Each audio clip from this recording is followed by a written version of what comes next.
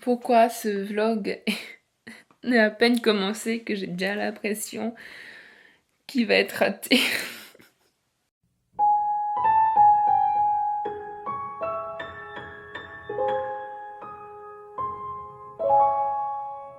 Bonjour tout le monde, je suis Nina Gorlier, autrice de l'imaginaire et je vous souhaite la bienvenue sur ma chaîne à la croisée des plumes. Là aujourd'hui je tente un format un peu différent, c'est la première fois que je le fais sous cette forme sur la chaîne. C'est une vidéo moins posée que d'habitude. C'est un vlog, mais pas un vlog comme je vous montre comme d'habitude où je vous montre ma vie, etc. Là c'est vraiment un vlog dédié écriture. Euh, le projet de base, c'était de vous filmer tout mon mois de novembre pendant que j'écris pour vous parler de mon projet, de l'écriture et de mes avancements. Et là aujourd'hui, je commence à filmer ce vlog. On est le 19 novembre. Et dites-vous que de base, j'avais pour projet de faire un peu comme à la manière du NaNoWriMo à l'époque, d'écrire un peu tous les jours, vraiment un challenge, j'écris tous les jours pour retrouver un rythme et donc automatiquement avancer plus vite sur la durée. Et bah, vu que je commence à filmer, que là, j'ai écrit avant en vrai, mais je trouve seulement le temps de me poser, le temps et la motivation de me poser et filmer que maintenant, que le 19 novembre. Donc le challenge, j'ai un peu raté. Et dites-vous que j'ai parlé, quand j'ai annoncé les vidéos en début de mois, comme j'annonce toujours les vidéos qui est du mois avant, en avance, j'avais annoncé celle-ci en mode, parce que j'anticipais, je pense, la Nina du passé anticipait, elle se connaît à force, en mode, si je l'annonce officiellement, je vais être obligée de tourner la vidéo quand même. Je le fais pas à contre-cœur, hein, vous inquiétez pas. Mais voilà, donc voilà, on est le 19 novembre, il est 16h20 et je commence à tourner cette vidéo. En vrai, je rigole, mais j'en ai un peu marre de moi-même, enfin... donc j'ai commencé le vlog avec instant blabla sur le rythme d'écriture, etc. Finalement, je vais encore vous raconter ma vie. Euh, J'écris plus assez à mon goût. Et ça, je sais pourquoi. En fait, c'est dû à plusieurs facteurs. Déjà, par rapport à ma motivation, je pense que c'est... Je sais pas à quel point ça joue, mais je sais que, enfin, depuis que cette année où j'ai eu la confirmation que mes deux maisons d'édition fermaient à la suite, donc fin 2025 et début 2026, et que d'ici quelques mois, je n'aurai plus du tout aucun éditeur, donc mes livres sont plus du tout disponibles, etc. Ça m'a fait un vrai coup au moral. Je pense que je vous en reparlerai peut-être dans un épisode du podcast, quelque chose de dédié, vraiment de posé pour expliquer tout ça. Mais en fait, ça m'a tellement déstabilisée, je pense, parce que c'est quand même confortable, t'as deux éditeurs, du coup, qui t'habitent de travailler, donc les projets que j'écrivais, bah, je les écrivais pour eux, donc je savais entre guillemets, j'étais sûre, entre guillemets, que bah, les romans que j'écrivais, ils allaient être publiés hier. Enfin, je savais qu'il y avait de fortes chances qu'ils soient pris, vous voyez. Et là, j'ai l'impression d'un peu de repartir à zéro pour mes prochains projets. Est-ce que je vais réussir à trouver un éditeur, etc. Et en fait, j'ai eu tellement un coup il y a quelques mois, là ça va mieux, tellement un coup où j'ai été à deux doigts de dire j'arrête d'écrire, que là je m'en remets finalement petit à petit. Donc ça, c'est le premier facteur. Deuxième facteur, je pense que c'est juste ma vie qui a changé, l'organisation de ma vie qui a changé et que je dois l'accepter et que j'ai un peu du mal. En fait, il y a quelques années encore, j'écrivais tous les jours avec assez de facilité. Je trouvais que, d'ailleurs, on me disait que j'écrivais quand même assez vite. Ce qui peut être vrai, après ça dépend aussi avec qui on compare quoi, les rythmes d'écriture, tout le monde avance à son rythme. Voilà quoi, si je me compare à certaines personnes, oui j'écris vite, si je me compare moi à d'autres personnes, j'écris lentement. Vous voyez ce que je veux dire, ça dépend vraiment du cursus ça dépend vraiment de chacun. Mais en vrai, j'écrivais d'une façon plus régulière, on va dire. J'arrivais à écrire tous les soirs. Euh, Alors pas 40 ans non plus, mais voilà, un peu tous les soirs. Et ça, j'y arrive plus. Euh, Parce qu'en fait, déjà il y a quelques années, il y a plusieurs années, euh, ben, j'étais étudiante. Quand j'ai commencé à être éditée, j'avais pas encore de métier, j'étais pas encore diplômée, j'étais étudiante. Donc les emplois du temps d'étudiante, j'avais des cours à la fac tous les jours, mais c'est pas les mêmes, c'était pas des journées complètes non plus. J'avais pas aussi le trajet à faire, enfin, j'étais quasi sur place, donc j'avais pas de voiture à faire tous les jours. Après, quand j'ai eu mon CAPES, j'étais à mi-temps. Et après, bah, quand j'étais à temps plein et tout ça, bah, j'avais moins de tâches à faire au travail que maintenant. Parce que maintenant, bah, au fur et à mesure des années, j'ai de plus en plus de tâches, de responsabilités qui se sont ajoutées, ce qui est normal aussi. Mais ce qui fait que bah, je rentre du travail le soir. En plus, maintenant, j'ai de la route, j'habite plus euh, que- dans la même ville où je travaille, en gros. Donc, ça me fait de la route aussi. Et bah, automatiquement, je rentre le soir, j'ai plus la force, l'énergie, aussi le temps, enfin, à dédier à ça. Parce que quand je rentre du travail, des fois, il n'est pas si tard que ça, mais physiquement, je sens la fatigue que j'ai déjà intellectuellement, j'ai déjà beaucoup donné dans la journée et physiquement aussi, et que j'arrive plus à être donner autant de moi-même dans l'écriture. Ce qui fait que quand je fais des journées complètes, euh, donc bah, une journée, enfin, je 8 heures au collège, je suis 8 heures au collège par jour, plus voilà, plus le trajet, etc. Quand je rentre, bah il est quasi 18 heures, j'arrive pas à écrire le soir. Après, il y a des différentes tâches, occupations, faire le repas, etc. Je vous ai parlé des détails, mais voilà, vivre quoi. Et bah, je me retrouve rapidement à l'heure du coucher. Et si je veux avoir un bon rythme de sommeil, c'est-à-dire dormir entre 7-8 heures par nuit pour pour me lever assez tôt le lendemain matin, bah en fait, je peux plus écrire. Ce qui est assez frustrant parce que moi, j'ai toujours été quelqu'un qui est plus créatif ou plus productive en fin de journée, en soirée, la nuit. Euh, Ce qui fait que bah, ça me frustre parce qu'il y a plein de soirées, je dis, purée, là, j'aimerais bien écrire, mais je ne peux pas. Je suis fatiguée, ou alors, même si je ne ressens pas encore cette fatigue, je sais qu'il faut que j'aille au lit pour mon bien-être. Ou alors, si j'essaie d'écrire un peu, je suis une genre de fille de plus en plus, ça me prend du temps à rentrer en fait dans la séance d'écriture. Le démarrage est long, ce qui fait que des fois, il me faut au bout de 30 minutes, 1 heure d'écriture, où là, je sens, ça y est, je suis à fond, je m'arrête plus, et là, j'écris, et on m'arrête plus. Mais voilà, mais il faut que j'ai au minimum 30 minutes, 1 heure, en fait, mes séances pour que je sois vraiment dans cette frénésie littéraire d'écriture. Faut que j'ai en fait plusieurs heures devant moi, ce que je n'ai pas quand je travaille en journée. Heureusement, bon bah je suis prof au collège, donc j'ai mon mercredi après-midi. Là par exemple, je tourne, on est mercredi après-midi. Et ben je n'ai pas encore commencé l'écriture parce que j'ai honte, j'ai l'impression d'être une grand-mère alors que j'ai 27 ans. Ben, le mercredi après-midi, je fais ma sieste. C'est la honte, c'est la honte, je sais pas. Parce que je sais toujours, il y a des heures. En fait, c'est ça, quand je rentre du travail, je sais qu'à 18 heures, je vais piquer du nez.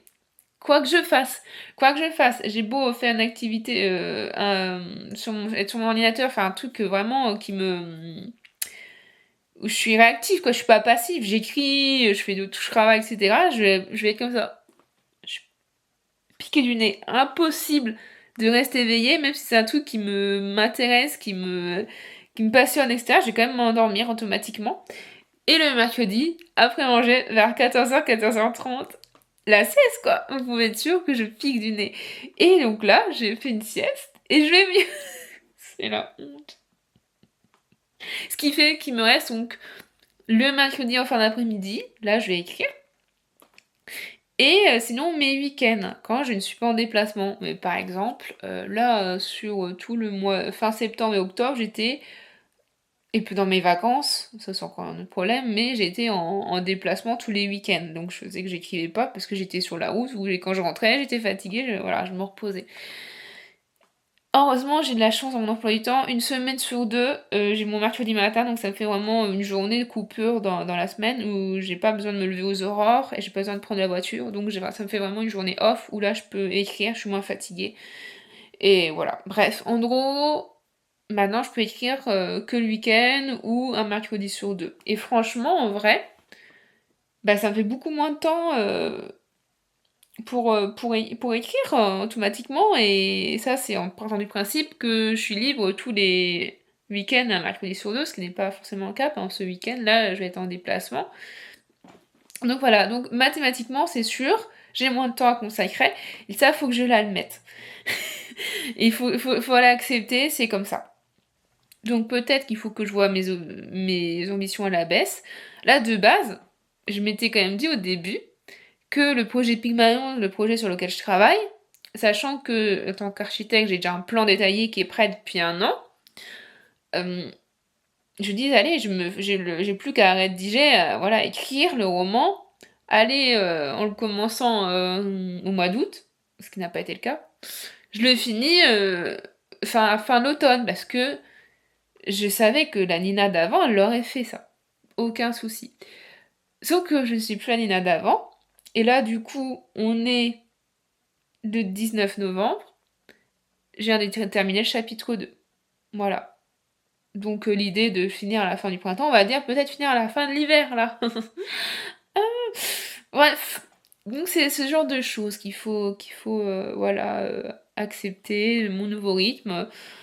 Puis là, ça va pas aller en s'arrangeant parce que moi, je suis une vraie plante verte. Donc moins il y a de soleil, plus les journées sont courtes, plus mon humeur diminue, ma fatigue s'accroît.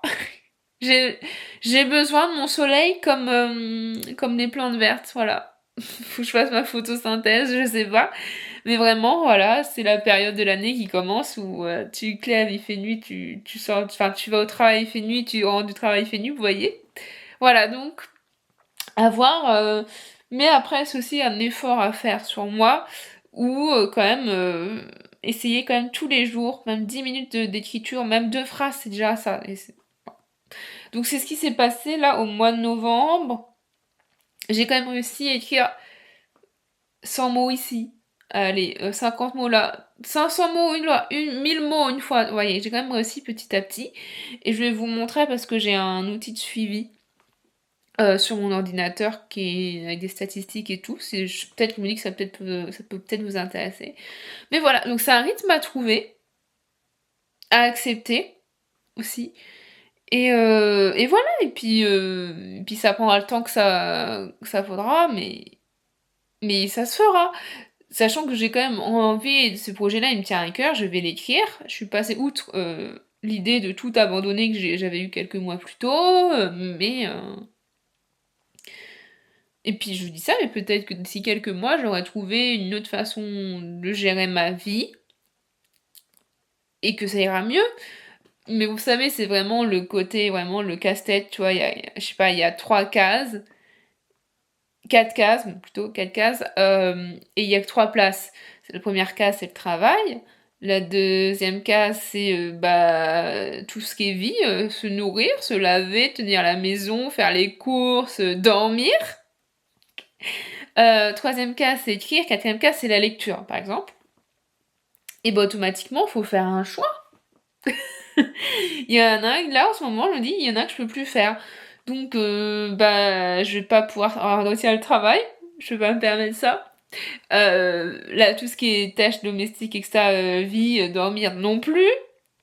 Sinon, voilà, ça va partir, enfin, il y aura plus rien du tout qui marchera. Et bah, soit j'arrive un petit peu à lire, mais j'écris pas. Soit j'arrive à écrire un peu, mais je lis pas. Donc j'ai trouvé une solution, c'est que je me suis mis au livre audio, du coup j'écoute un livre audio sur le chemin du travail, ou quand je fais la vaisselle, le ménage, etc.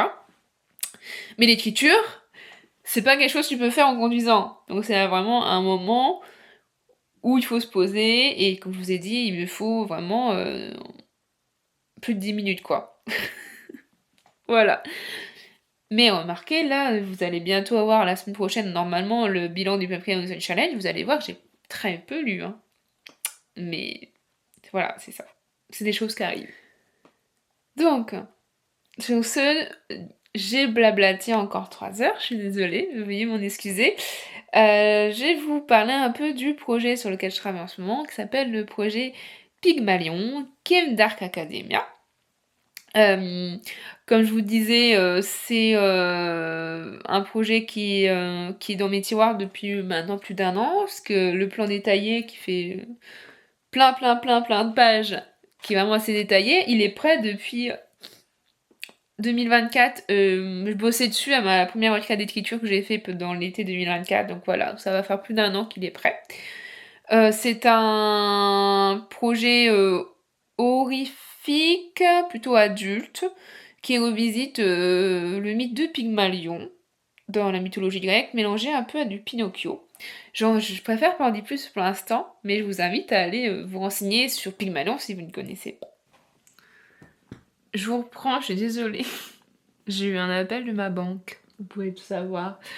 Désolée pour la lumière, j'ai allumé la lumière parce qu'il fait noir maintenant dehors et du coup ça fait une lumière jaune dégueulasse. Je suis désolée. Regardez qui nous a rejoint. Didine. Tu ronronnes? Ça va mon cœur? Regarde, c'est toi. Bref, je sais plus ce que je disais, mais je vous propose de vous montrer... Eh oui mon cœur. Oh oui, tu veux aller sur mes genoux? Oh oui. Oh, ça va être pratique ça pour travailler, Didine. Et oui. Gili, gili, gili, gili, gili, gili. Mouah. Voilà, la pause chat. Je disais... je vais vous montrer, je vais essayer de faire un enregistrement d'écran pour vous montrer, ça se rendra mieux si Didine n'éteint pas l'ordinateur en s'allongeant sur dessus. C'est du vécu, hein. Elle a déjà été en ordinateur en posant ce qu'il fait dessus. Oui, mon bébé. Je vous montre tout ça. Je tente un truc. Oh, l'angle est pourri. Ouais, ça tient pas. À tout moment, je fais tout tomber, parce qu'en plus, il y a Didine sur moi, là. Mais au moins, vous la voyez. Alors, tu fais quoi, ma chérie? Tu fais quoi? Tu sais pas, hein? Alors, qu'est-ce que je vais vous montrer?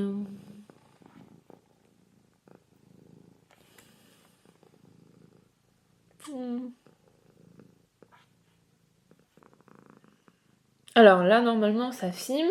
Donc là, vous voyez, en fait, j'ai un fichier d'avancement pour me permettre de voir où j'en suis dans l'écriture. Bon, là, il est pas à jour parce que j'ai fini chapitre 2. Mais en gros, voilà, vu que moi, je suis une architecte... Alors, Didine, tu fais pas tomber l'ordinateur, ma chérie. Vu que je suis une architecte... Désolée. T'as fait quoi, Didine?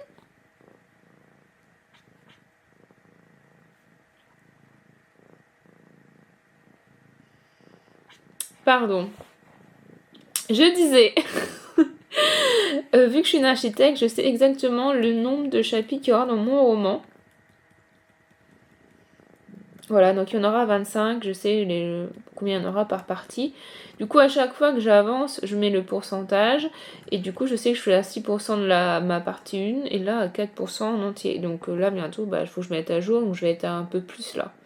Et à chaque fois, après, j'aime bien avoir une estimation du nombre de mots du nombre de pages que ça fait. Donc là, par exemple...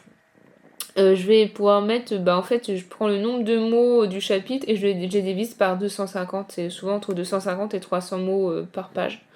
Et ça donne une estimation. Comme ça, je saurai à peu près à la fin combien de pages ça ferait à peu près en format A5, enfin format livre quoi. Ensuite, je vais vous montrer mon fichier Excel qui m'a été gentiment donné par Magali Lefebvre. En fait, c'est un fichier qui permet de faire ces statistiques comme le NaNoWriMo. J'utilise plus le NaNoWriMo parce qu'il y a plein de trucs problématiques qui me donnent plus envie d'utiliser. Donc voilà. Donc en fait, là, j'ai mon projet, le projet Pygmalion, les 30 jours du mois de novembre. Donc voilà, novembre 2025. Alors, mon objectif personnel, c'était 20 000 mots sur le mois de novembre, ce qui est loin d'un NaNoWriMo, par exemple. Normalement, un NaNoWriMo, de base, c'est 100 000 mots. Mais là, même 50 000 mots, je savais que je pourrais pas. Donc, je me suis dit, allez, de 20 000 mots. Et même ça, je suis loin du compte. Didine, attention, mon cœur. Tu fais quoi? Tu fais quoi, mon cœur? Oh, oui, tu mets tes fesses ici, t'arrives. Pardon. Par exemple, là, donc, je suis vraiment en retard. Vous êtes un peu en retard, il est gentil, hein, je trouve. Mais ne vous inquiétez pas, essayez, écrivez 1176 mots par jour. Regarde, Didine. Regarde, même moi, même toi, tu sais que je vais pas y arriver. Ah, tu fais faire des coups de boule à mon portable. Même toi, tu sais que ta maîtresse, elle va pas y arriver. C'est la honte. Ouais, 1176 mots par jour, admettons. Et là, donc, vous avez le nombre de mots total. Alors là, ça, c'est pas j'ai écrit 10 mots par jour, j'ai écrit 485 mots le 4 novembre, mais en fait, c'est le nombre total de mots au terme du jour. Donc là, par exemple, j'ai pas écrit pendant 3 jours, vous voyez. D'ailleurs, en fait, c'est les mots écrits, ils sont là, quoi. Et quand c'est en vert, c'est que j'ai dépassé le nombre minimum que je m'étais fixé par jour. Donc, vous avez vu l'échec. Et si on veut rigoler, on regarde le nombre minimum de mots que je dois écrire le lendemain pour rattraper mon retard. Et non, ce qu'on peut faire aussi, c'est regarder là, quand est-ce que, à ce rythme-là, si je continue ce rythme-là, quand est-ce que je finirai? Attention, alors 1er janvier 2026, c'est pas quand est-ce que j'aurai fini le roman, c'est quand est-ce que j'aurai écrit les 20 000 mots que je m'étais fixé, sachant que le roman, il va faire bien plus de mots, 4 fois ça, ou 5 fois, 6 fois ça. Je suis mal barré. À ce rythme-là, on y est encore en 2027. Voilà. Et tout ça, ça me permet... Bon, j'ai quasi 30% fini, là. Mais donc, tout ça, ce que je disais, c'est que tout ça, ça me permet d'avoir un tableau d'avancement. Voilà. Ma progression depuis le 1er novembre. Vous voyez les jours où j'écris pas du tout, quoi. Ça stagne. Bon, allez, je vais écrire un peu ce soir encore. Et disons, on va essayer d'attendre les 33% aujourd'hui. On est optimiste, on va dire. Voilà. Je pense que je vais vous laisser pour aujourd'hui. Moi, je vais écrire un petit peu et puis je vous retrouve plus tard dans la semaine, soit vendredi, samedi, je suis pas là. Mais dimanche, normalement, j'aurai le temps d'écrire. Donc, je vous dis à tout de suite pour vous. À bientôt pour moi.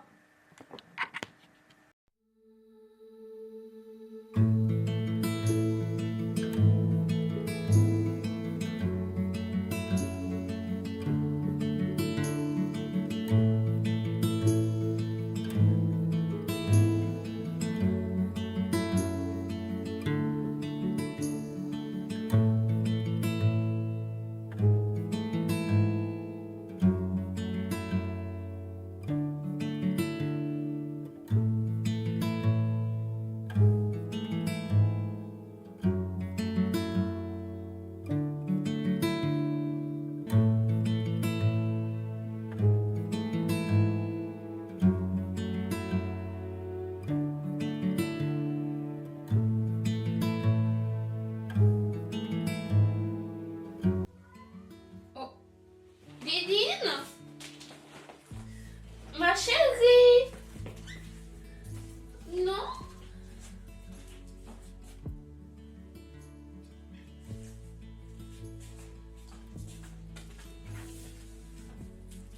Mon cœur.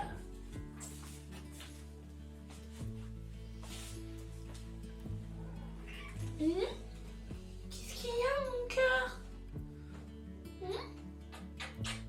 Tu t'ennuies sans moi?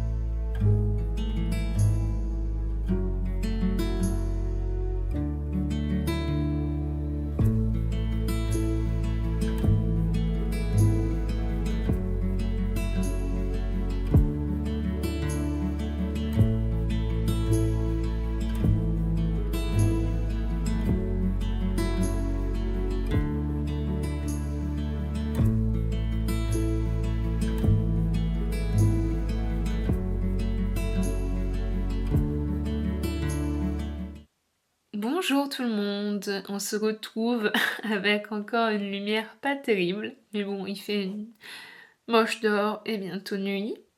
On est le jeudi 27 novembre et je reprends pour donc le vlog d'écriture qui est toujours autant un échec. Je sais plus du tout où j'en étais la dernière fois, je sais même plus quand c'était la dernière fois. Toujours est-il que j'ai un peu avancé dans l'écriture, mais pas tellement. Là, j'ai écrit la moitié du chapitre 3 et je vais le finir, je pense, peut-être pas ce soir, mais dans la semaine, d'ici ce week-end, j'espère. Ce qui fait que dimanche, c'est le dernier jour de novembre, c'est-à-dire que ça sera la fin de mon mois d'écriture, qui n'en a pas vraiment été un, et ce qui fait que j'aurai écrit 3 chapitres en un mois. Peut-être pour vous ça va, mais pour moi, qui était, comme je disais, je vais pas refaire tout le blabla, mais comme j'étais habituée à un rythme plus régulier, plus rapide de ma part avant, là j'ai l'impression que c'est peu, mais d'un autre côté c'est quand même 3 chapitres d'écrit quoi. C'est déjà ça. 3 sur 25.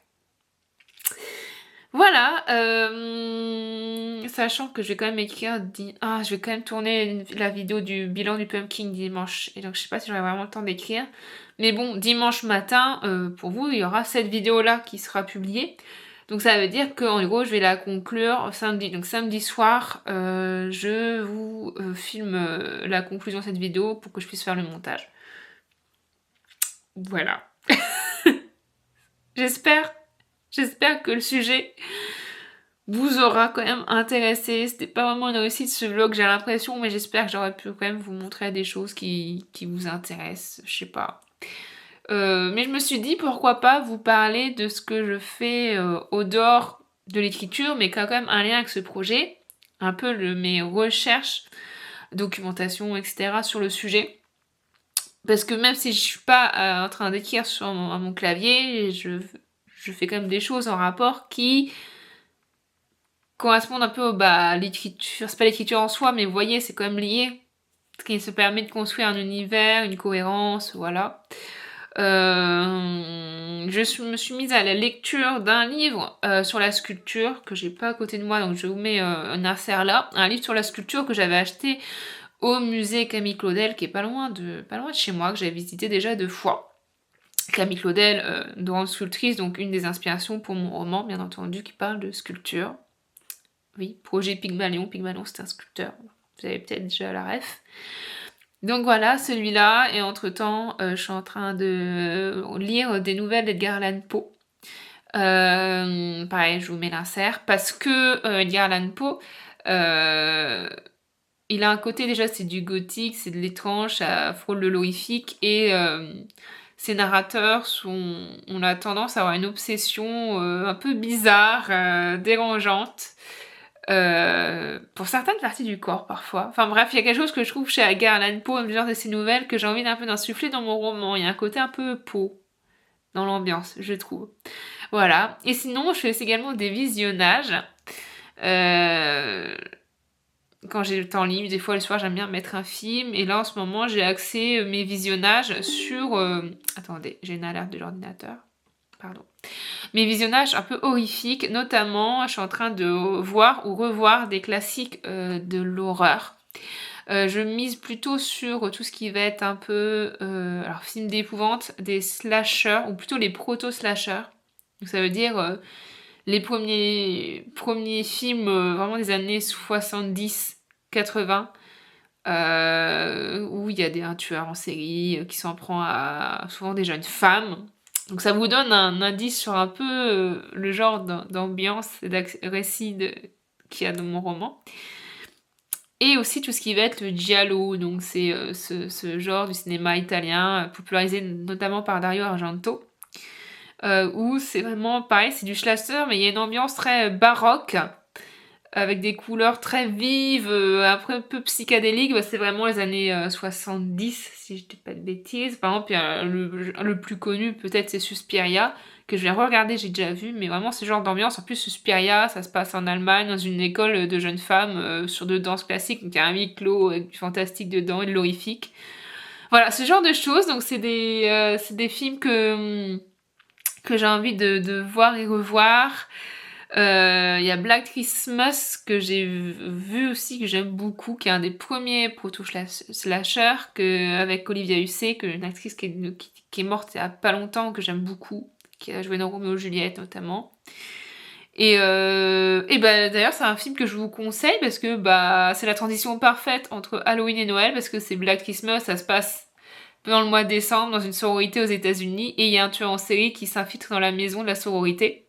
Donc voilà, Noël mais horrifique. Et encore, moi j'aime pas trop quand c'est gore et tout ça, et ça va. Ça, c'est un peu dérangeant parce qu'on est dans le point de vue aussi du stalker, ce qui est hyper intéressant et qui m'influence un peu pour mon roman. Mais ça va, et j'aime beaucoup ce film, et là, c'est une des fins que je trouve marquantes, mais j'en dis pas plus.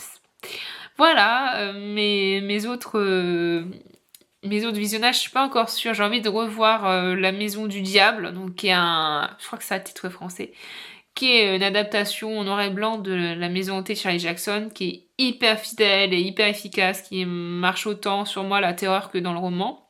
Il y a aussi Les Innocents, qui est une adaptation du Tour d'écrou d'Henry James. Voilà, il y a plein de choses que j'ai envie de voir. Là, dernièrement, j'ai découvert Alice Steel Alice. Je crois que c'est ça. Oui, c'est Alice Steel Alice. Euh, Et je crois que c'est Communion sanglante, un truc comme ça, le titre français. Je suis pas trop fan du titre français, mais c'est bien. Ça résume bien l'histoire quand même. Puisqu'on va être sur une petite fille étrange. Est-ce qu'elle est sociopathe? Voilà, des meurtres en lien avec la religion dans une église. Donc vraiment, cette ambiance, en fait, cette esthétique vraiment catholique, horrifique, que j'aime beaucoup. Alors, trigger warning, il y a des enfants qui se font tuer, parce qu'il y a la petite sœur d'Alice qui est assassinée de façon assez violente d'ailleurs, et est-ce que c'est Alice qui a tué sa sœur ou non? Voilà. Et on a déjà un des premiers films où la tueuse, c'est pas un spoiler, celui de la tueuse, ce qui est assez rare pour avoir une tueuse déjà, a un masque. Donc ça annonce tout le reste. Et aussi, elle porte un ciré jaune. Et le ciré jaune, dans l'horreur, c'est quelque chose qu'on va retrouver. On va retrouver ça, c'est dans ça de Stephen King. C'est le ciré jaune que porte le petit Georgie au début. Rest in peace Georgie, si vous voyez la scène du début dans les égouts là. On le retrouve aussi chez Coraline, dans Dark, la série allemande, dans Little Nightmare, le jeu vidéo. Vraiment, l'esthétique du ciré jaune, on l'a déjà dans la liste Alice, donc c'est un film que j'ai bien aimé découvrir, voilà. Voilà, j'en regardais plein d'autres, aussi peut-être des plus obscurs. Je vous en parlerai peut-être à un moment donné, je ne sais pas, dans ce log-là ou non, à l'avenir, mais je vous partagerai si ça vous intéresse. Donc voilà, là j'ai un peu de ménage à faire, je dois m'occuper de Didine. Et puis la journée s'achève déjà, donc je verrai, est-ce que je me mets une série, est-ce que je lis, est-ce que je vais avoir le temps d'écrire encore, ou est-ce que je suis fatiguée, parce que là j'ai une journée de travail complète, et comme je vous disais, je suis fatiguée quand c'est le cas. Je ne sais pas, mais je vous dis dans un instant pour vous, dans 2 jours pour moi, je fais la conclusion de ce vlog samedi. À tout de suite! Hello tout le monde, on est le samedi 29 novembre. Je suis avec Douce Didi, comme d'habitude. On change pas une équipe qui gagne. Et comme promis dans la vidéo d'avant, l'extrait d'avant, je vais conclure le vlog rapidement, parce que finalement j'ai pas tant avancé que ça. Ah, Didi se réveille? Oh, j'ai fait trop de bruit, je t'ai réveillé parce que j'ai parlé. Oh oui, oh, tu as indigné. Mouah. Pardon, je suis en gaga. Je disais, oui, j'ai pas tant avancé que ça, mais je vais conclure là. Techniquement, il me reste un jour demain au mois de novembre, mais la vidéo est censée sortir demain matin. Et là, si je continue trop tard, j'aurai pas le temps de la monter. Donc, ce que je vais faire, c'est que je vais conclure ici. C'est pas grave. Et j'ai quand même presque fini mon chapitre 3. Donc je pense que je le finirai demain. Ça veut dire qu'en un mois, j'aurai écrit 3 chapitres. Encore une fois, c'est moins que j'aurais voulu dans l'idéal, mais c'est déjà ça. C'est déjà 3 chapitres d'écrit. Voilà. Et on va voir si j'arrive à augmenter le rythme, si pendant les vacances de Noël, j'aurai plus de temps pour écrire. On va voir. En tout cas, merci de m'avoir suivi jusqu'au bout si c'est le cas. Je suis désolée, je suis pas sûre que la qualité de ce vlog soit... Mais Didine, tu me donnes des coups dans la poitrine. C'est quoi cette attaque sournoise? Je suis pas sûre du plan là. Bref. C'est le vlog du chaos jusqu'au bout. Oui, je suis pas sûre de ce que rend ce format. C'était un crash test. Bon, remarque peut-être que la vidéo va durer moins longtemps que les autres, je ne sais pas. Mais bah voilà, j'espère que ça vous plaira quand même. Je sais pas si je retenterai le coup. Le prochain vlog, ça sera un vlog de décembre, un peu ambiance Noël. Et je pense que je vous parlerai de l'écriture. Désolée, je suis obligée de la filmer. De l'écriture du roman pendant le mois de décembre. Alors ça va contraster avec l'ambiance de Noël, c'est drôle, mais voilà. Voilà, merci, désolée. Sur ce, moi je vous dis... Ah non, j'ai oublié de dire. Instant pub, instant promo, je suis désolée. Là, la vidéo, elle sort le 30 décembre, où c'est la dernière journée où Magic Mirror Édition, l'un de mes éditeurs, imprime des romans. Parce que, pour rappel, si jamais vous n'avez pas suivi, cette maison d'édition-là, mes 2 maisons d'édition, en fait, ferment. Donc, à partir dans les semaines suivantes, mes romans ne seront plus disponibles. Et pour Magic Mirror, il ferme au 31 décembre à minuit, quoi. Mais pour écouler les stocks, vu que c'est de l'impression à la demande, l'impression à la demande cesse au 1er décembre. Ça veut dire que tout le mois de décembre, vous ne pourrez acheter plus que les livres qui restent en stock. Donc si vous voulez à tout prix avoir un de mes romans pour être sûr de l'avoir, bah c'est aujourd'hui quoi. C'est aujourd'hui dimanche 30 novembre, voilà, sinon vous êtes plus trop sûr de l'avoir. Donc voilà, c'est le moment, petit instant promo, désolée d'avoir placé ça là. Et là, cette fois, je conclue bien la vidéo, je vous fais de gros bisous, et je vous dis à la semaine prochaine, dimanche prochain, pour une vidéo qui sera davantage de qualité. Encore un peu automnale avant que je passe full en mode hiver sur la chaîne, puisqu'elle sera la vidéo bilan de mon Pumpkin Autumn Challenge. Voilà, je vous fais du gros bisous et à la semaine prochaine. Bisous de la part de Didine.